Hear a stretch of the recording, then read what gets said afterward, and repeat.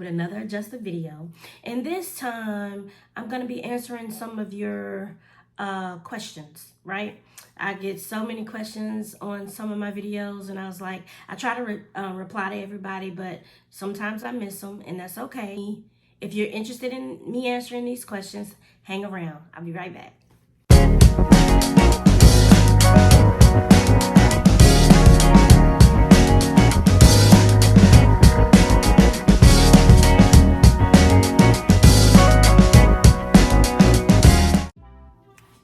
Hey guys, this is your girl Becky Denise. I'm back with another video, adjuster video, and this time I'm going to be answering some of your questions on TikTok and YouTube, right?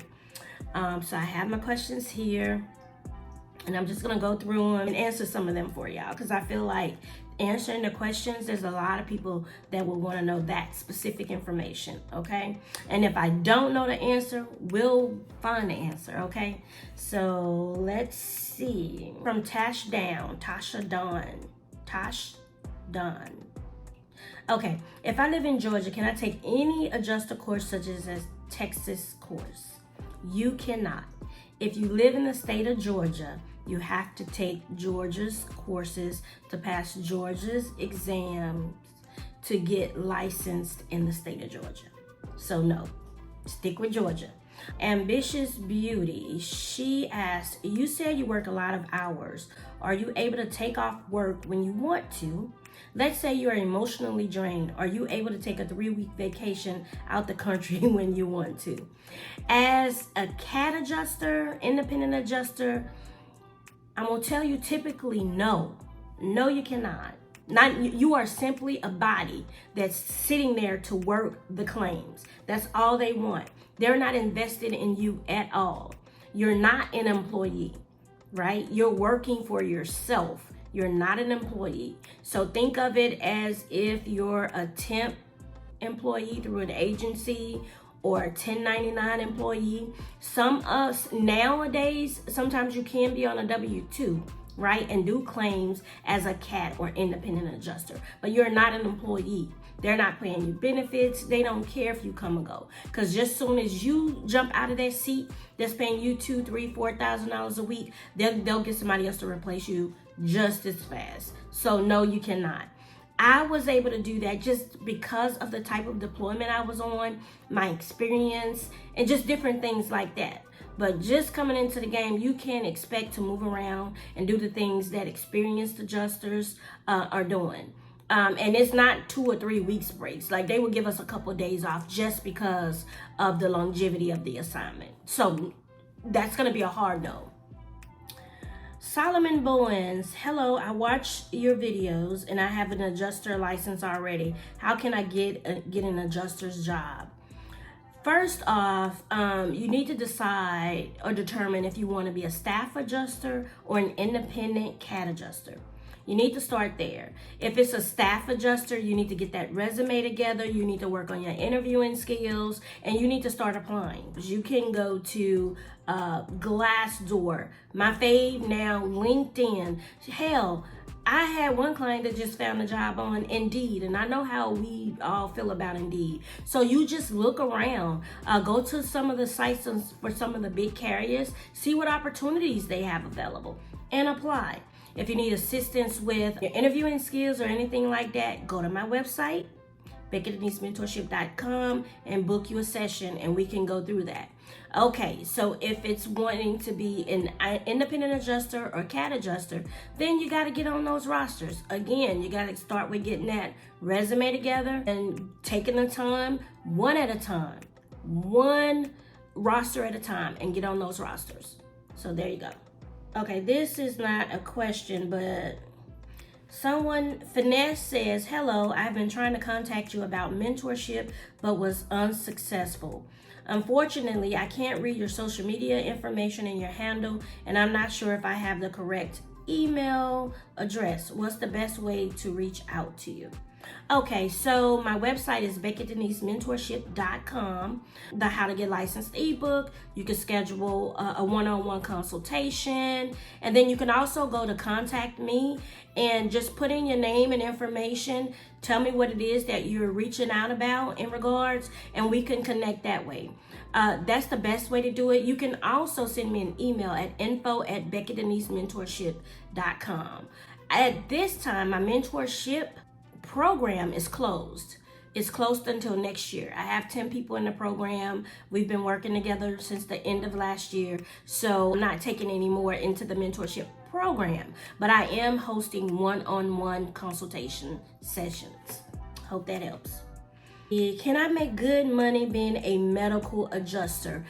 I think the base salary just getting into the field is between $45,000 and $47,000 per year, and then it just goes up from there. So it depends on what your prior background is, if you have a degree or not, and the type of insurance claims that you're actively adjusting, and then the company that you're with. So it looks like the base is about 45 to 47 and then goes up from there. Okay, Spacey Stan says, I took my exam and I'm going to get my fingerprint done on Tuesday. I signed up for about 30 plus rosters and sent multiple resumes. When do you think I'll be deployed? I can't wait to get started. So that was 2 months ago. Marie Meyer says, any luck yet? And Spacey Stan replied, yeah, I got my license number and my NPN finally, but no deployments yet. Apparently storm season is right around the corner, so I'm hoping for some then. Not losing hope just yet. Okay, that's a great question, Spacey Stan, and that started about 2 months ago. The thing with being a CAT or independent adjuster is it's going to teach you patience and due diligence. That's what it's going to teach you. If you go to some of the adjuster sites on Facebook or whatever, and you'll see, like, we get that way. Like, we are ready to go back to work. We've had 4, 5, 6 months off, and sometimes that's just the way it is. It's a waiting game. But then when it's time to go, it's time to go, you know. And I think that's the thing that a lot of new adjusters get into it, and they expect to get deployed right off bat. It happens for some people, right? It happens. But for most, you have to wait on a catastrophe, especially if you don't have any experience. But I can tell you that now, a lot of companies are deploying and getting people on and working, building that relationship with them now. So they're not out there looking for adjusters when a catastrophe strikes, right? So do your due diligence, continue to do what you're doing, and I promise it'll pay off. I promise you it'll pay off. So you have to learn patience working in this industry as an independent adjuster. Then when you go on that first assignment, you start building relationships, talking to people, getting numbers, networking. And if they come across someone that's actually deploying or something like that, you'll get that information too. Hey y'all, so this is 2 days later from that part you just watched, but I got some more questions that I wanted to jump on and answer for y'all. Let's see. First off, again, thank y'all for the well wishes. I really appreciate it. So Sun and Solence all saying, thanks for your video. As an IA, what months were you taking off? What months were the least busy in general?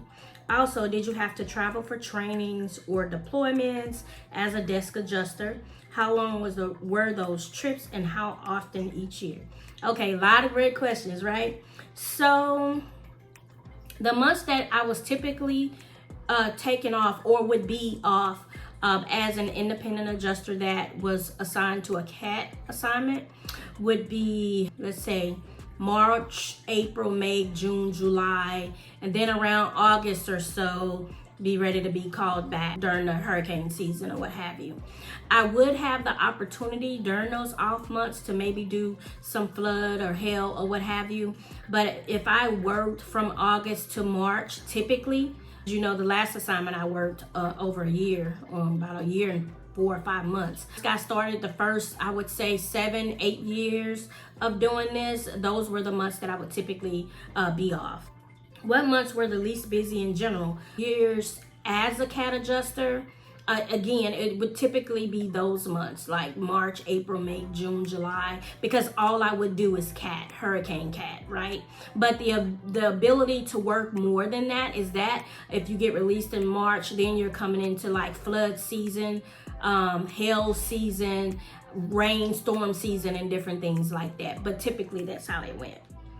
I did travel for training and deployments. Guys, keep in mind that I've been in the industry over 10 years, well over a decade, right? So for now, you can do a lot of your trainings, especially like your desk adjusting trainings and certifications from home. Now, as a field adjuster, I do recommend and have considered myself traveling to get that experience, to learn how to properly and carefully and safely climb a roof and write estimates and different things like that. Guys, I did travel for trainings, but like I said, now as a desk adjuster, most of those certifications and trainings can be done online.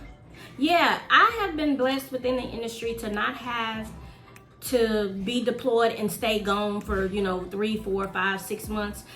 Being a property adjuster, I have always been able to go out, maybe stay out a month at the most, and then I've been able to come back home and finish up my assignment. And even as a total loss adjuster, I went into the office for a month and I was able to come home and work that assignment for a year and a half or so, and do it from home. So yes, that's that on that. The only time you can use Texas or any other state or Florida, what have you, for a designated home state is if your state does not offer or require an adjuster's license. And then you would be selecting them to be your designated home state.